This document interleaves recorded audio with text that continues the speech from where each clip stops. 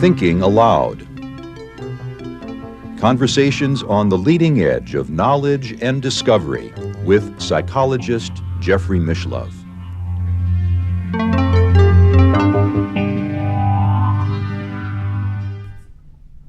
Hello and welcome. I'm Jeffrey Mishlove. Today we'll be exploring the grief process, or as my guest has written, grief's dark cocoon. With me is Dr. Joseph Gallenberger, who is the author of several books, including Liquid Luck, Inner Vegas.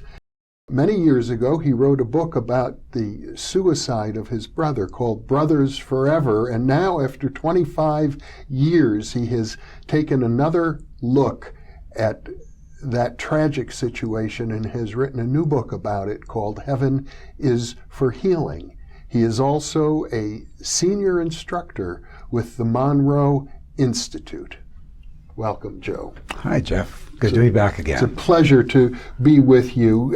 Now, many of our viewers will know that we've done several interviews already. Yes, we have. In the past, dealing with your very interesting, exciting work training psychokinesis and taking people to Las Vegas to do that. But in the process of doing that, you mentioned to me that you had to overcome your own depression, and I know now more than I did then that to some extent what you've had to work through is this tragic suicide that of your brother, which has been the subject of your two books now, and this conversation, how one processes something so enormous as that. Yes, it indeed is a challenge. Yeah. And in your case, you were especially close to your brother because even as an adult, he was living with you. Yes, he was 8 years older than I was and was my protector and actually fed me, diapered me, and things within a large family. He got assigned childcare duty a lot. And I admired him very deeply in terms of he was one of the cool kids, if you will. And so I followed his lead a lot in life things. So he taught me a lot growing up later about the world. And he began to struggle a lot financially and then with considerable physical pain after a car accident. And within that, had trouble finding work. And so as that was winding along, eventually he came to live in my office building on the upstairs floor for a few years with me, a few of the last years of his life, and we became even closer as adults at that point. So I considered him my best friend at that point. But you also watched him struggle. It seemed as if he had an almost unending streak of bad luck. Yes. Which happens to people. Yeah. He was handsome, very intelligent, very hardworking, very honest, creative, and it was amazing how many jobs did not work out. Some were timing, like selling RVs with the big gas crunch. And same thing with real estate markets. He had a used furniture business once, and a building across the street got set on fire. And that building got enough damage that he had to go out of business with that. One, I remember when he came to live with me, smartphones were just starting. And it seemed like an investment that couldn't go wrong. So I bought his first smartphone. We put it up at a golf course, and it got struck by lightning the very first day we installed it, and one day before the insurance would take effect. And so he would try to do something that he thought would help me and feel real badly then when it didn't. And I know people internalize this. If you've had a slew of unfortunate incidences, maybe having nothing to do with your own fault, people tend to blame themselves when that happens. There's that, and you begin to telegraph in the job market the fear. So he would get, had been in the military, awarded for marksmanship and things. So he'd get his shoes spit polished, shined, and wear really nice clothing, get all up for days for an interview. But eventually he began to say, if I was hired by a company, I'd be so bad luck for the company, you know, it would not even be a good thing. Yeah. So there was a lot of unconscious and some conscious thoughts of that get telegraphed. Yeah. And he did then leave my place and come to Las Vegas when at that point it was booming. What he didn't realize that here it's very hard to get a job if you can't pass a credit check, and he had a bankruptcy. Yeah. And so when he got out here, he found, even though he had a lot of people skills, that he couldn't even, get a job here. Now, interestingly, because you were so close to him and he was going through so much struggle while he was alive, you began to explore the situation with the help of a channeler. Yes. Two things are going on. I don't know if we mentioned at the beginning, I'm a clinical psychologist. We didn't, and I should have mentioned that. So I had a practice for 30 years. Yeah.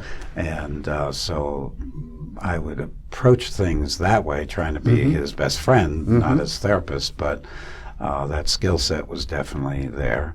And he had an interest in out-of-body experience, and I did as well. We got in touch with Bob Monroe's work, Robert Monroe. And so we read those books together. I went up to the Institute, took their initial program, Gateway, and we would have discussions about that. Yeah. About that time, he also found this person, Pam Hogan, who he had a reading with, and several family members did, and they felt it was highly accurate. So I had a reading with a good bit of skepticism. And I remember initially, she told me gold would go up 17 days, I think it was, straight from this date to that date. It never had in its past, and it did. Oh. And then I asked for 2 good stocks that year, and they were the best stocks on the exchange that year. Then they said, now that we have your attention as a scientist, we have some proven stuff. We would rather talk to you about more important When things. you say they, you're referring to an assembly of guides. Right. She called it Argo, Ascending Rays of God's Oneness, who she would be in touch with as a channeler. And my first session, there was no preloading. I said, what is the most important message for me to know at this time? All she had was my name, and this is way pre-Google, 25 years ago. And in the first 15 minutes, I had chills about the accuracy of her things. Within very shortly in those readings, she began to voice her concern about my brother Pete. And the darkness of the path he was on. And how she would put it would be his ego is in such displacement now. He is so tired. There's so much light streaming to him, but he can't reach up to wash the window to let the light in, if you will. Languaging such as that. Yeah. I think it's fair to say, since you've had a lifelong career now with the Monroe Institute, pursuing paranormal interests, that it was your brother who really kind of brought you into that arena. Yes, I had out-of-body experiences myself, but he reactivated. That had gone quiescent for me in college and married life and things, but he sort of refreshed my interest. He was an extremely important person for you. Yes. And then, as you've written, he tragically ended his own life. Yes. I was in 1991. Came out, and Vegas helped in terms of the physical pain, the dry heat, and some things. But without the work, I could sense he was sliding, and you didn't know whether to. The merciful thing, whether it was to let go or to encourage him to go again. We, of course, had recommended medication and psychotherapy and all that stuff in the past to him. And then I was home one day and got a call, I think it was a Monday night, from Las Vegas Police Department. And they said, is you Joe? He had left my business card. He had cleaned his apartment thoroughly, put things in boxes, took the sheets off the bed, put plastic down, wrapped his head in a pillow, and he had shot himself. I was just stunned. I just said, "Give me your number, I'll call you back." I was hoping it was a prank or some creditor looking for him. And I went upstairs and I was shaking, and I dialed 3 or 4 times and didn't get the right number. So I was beginning to think, I'm free. And then finally I got the right number and they answered. So I knew the call was real. Yeah. I went, and probably the hardest call in my life then was to call my parents and let them know their son died. And we started the whole process of shock and grief that occurs with sudden death and suicide in particular. I think there's more woulda, coulda, shoulda. There's a lot of that anyway if there's been an accident, but with this, people wonder, did I care enough? Did I extend enough? And he had a very loving family, but we just couldn't reach him. He had children. Yes, he did have a son. Yeah. And he, in fact, I think, waited until his son graduated with a graduate degree. He had helped put him through school using credit cards to do that. That's what the bankruptcy was about. I see. And but he waited till after the graduation. Another thing was my parents were getting quite old and looked like they might need rest home, that kind of thing. And he, I think, began to not bear the idea of taking money from anybody else to support him any longer. So things converged. Well, you had to process your own grief at that point and also be strong for all the other family members. Yeah, it's a my daughter was, really loved him. He was, he would clown around with her, put cigarettes in his ears and nose, and make her giggle. She was about 6 years old, and she just took this really hard. My wife as well, and of course my parents. And it did feel like one foot in front of the other. You have to continue functioning for my therapy clients, for my family, and the family stayed in much more close touch. Nobody accused anybody of anything. I did have to fight with the Catholic Church a little bit for have a complete proper funeral, which was important to my parents. Well, there's a social stigma around suicide. So, on top of everything else, your own grief and the grief of everyone around you, you had to deal with social attitudes that I guess to some people what he had done was sinful. Yes. So, in fact, the traditional line in the Catholic Church would be he would be in hell for all eternity with that act. And so I could see my mother, a very staunch Catholic, that just crushing her, to think of her beloved son suffering now for eternity. And so even very quickly within that first week, I was in rebellion. I did not think a loving God, in my view, would do that, and could see the devastating effects. I've learned since that from Roman times through the Middle Ages, if somebody suicided, they would take all that family's property.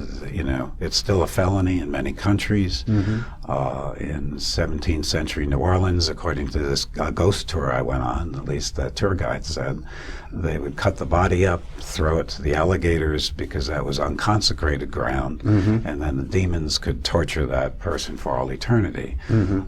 So there is a very dark view of the act of taking your life, in my opinion. And that's really the impetus for doing the Heaven is for Healing book, which I'm sure we'll talk about later. But indeed we will, but I gather that given what you know now and the perspective of some more than 25 years and understanding your brother and his situation as you did, I'm sure he felt that his options had pretty much run out at that point. I in my clinical practice too, I've talked to many suicides, worked with them, people feeling suicidal, and their views become so distorted to feel they're of no value to anyone.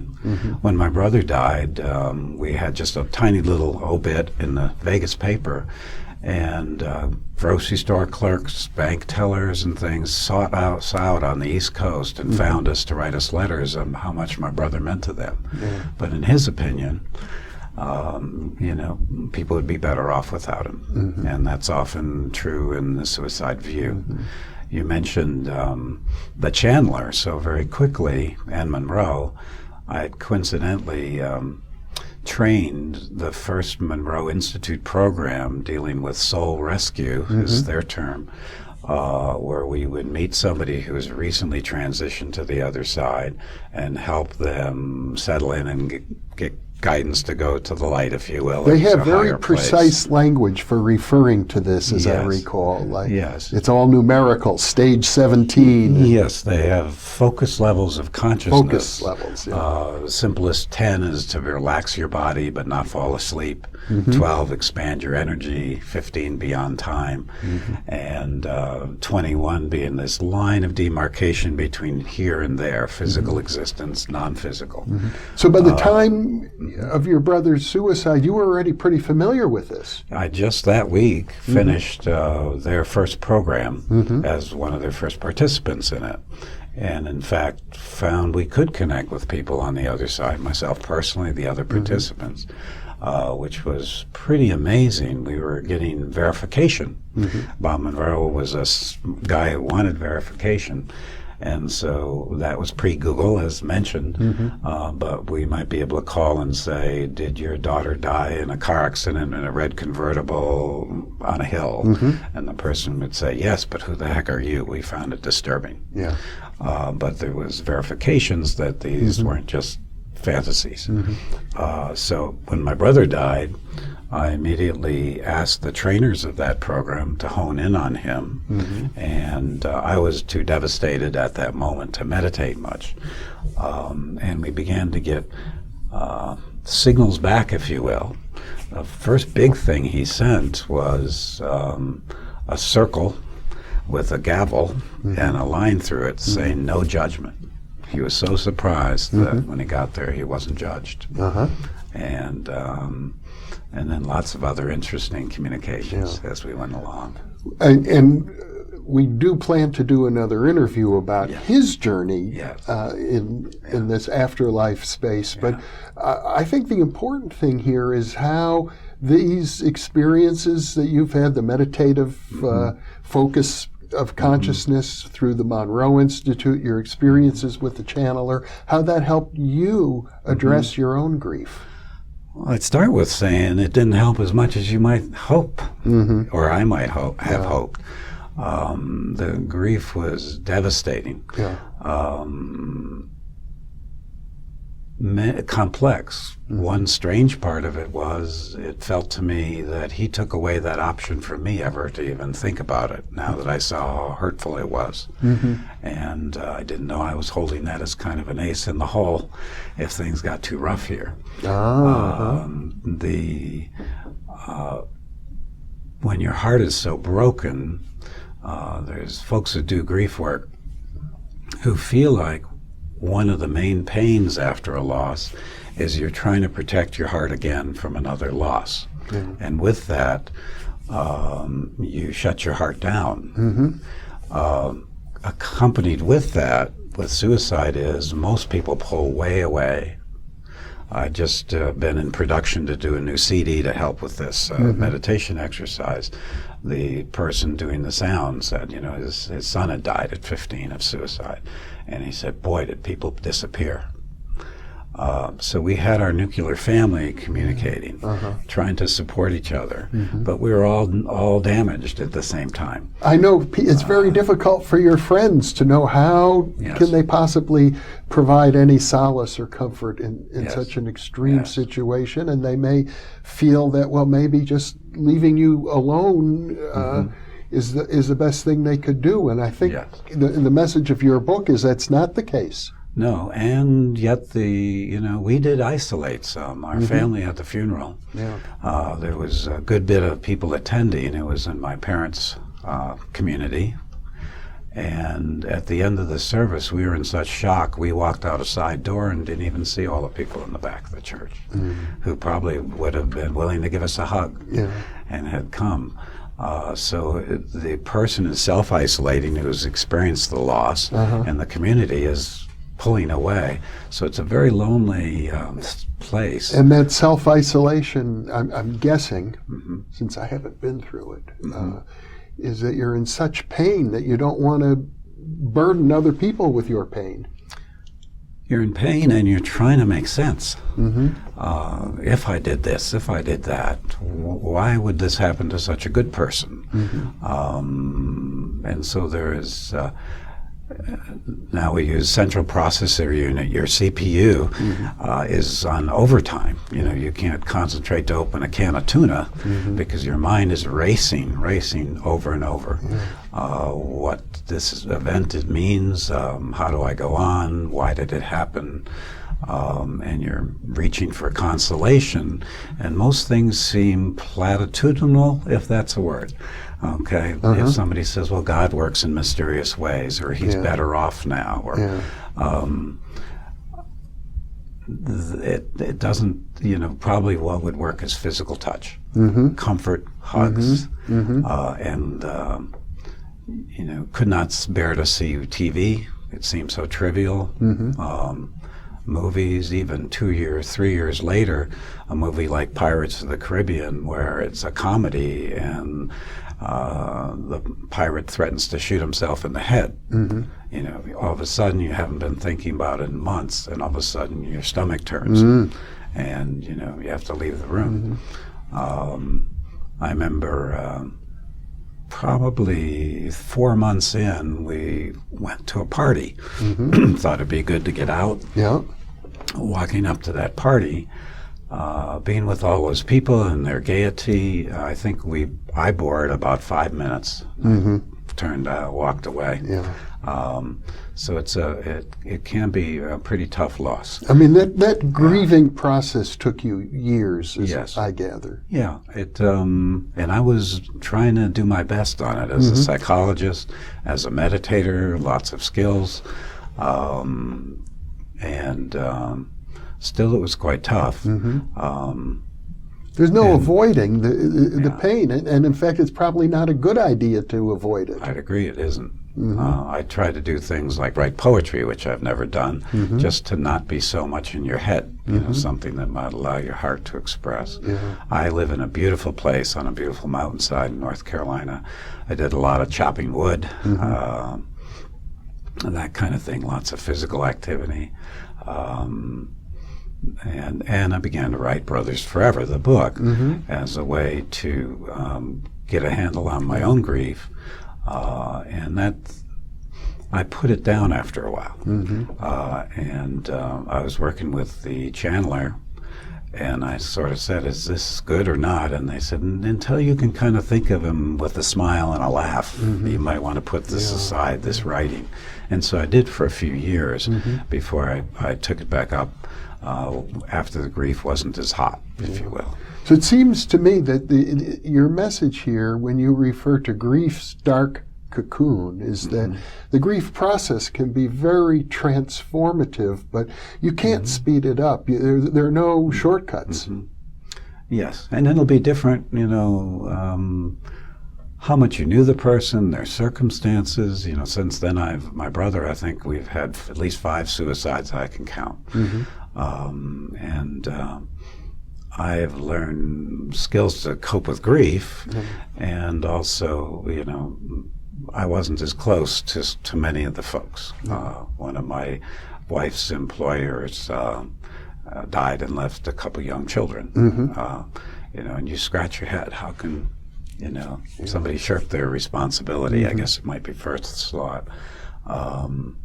But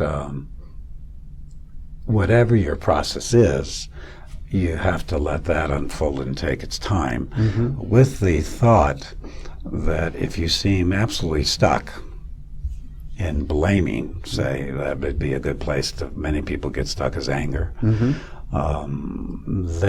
you know, get some professional help or talk to very trusted friends, try something. because though it can take a long time, it should be moving along, even if it feels like a glacial pace and ups and downs. Obviously, first Christmas and holidays like that are hard. Really, the first time you go through, he died in July, the first Christmas and all, we were still in shock, good bit. Sure.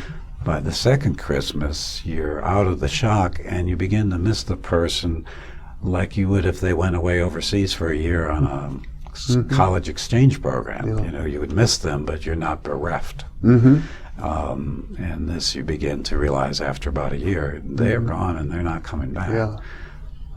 And simple realizations like that help you to process more of the deeper currents of emotion. I would think. And whatever my meditation stuff helped with somebody, prayer might be the word.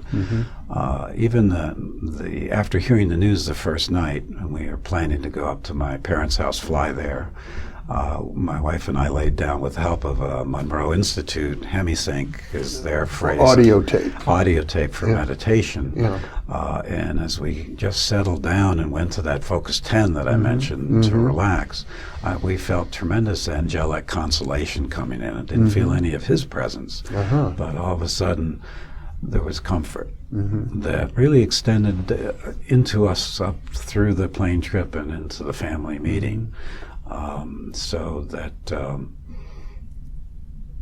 you want to guard yourself very much, and yet the solution is to open and to let the grief flow out and to let grace flow in, if you want to use the word grace. Well, grace is a good word, and of course, death of any kind, I think, is an opening to a world of grace for those who are able to perceive it, and that will be the topic. I have a new interview that we'll be doing, but we're out of time for now. Joe, thank you so much for sharing this with me. You're welcome. Expect that it's going to be of benefit to many people. I really hope it will. Thank you. You're welcome. And thank you for being with us. Thank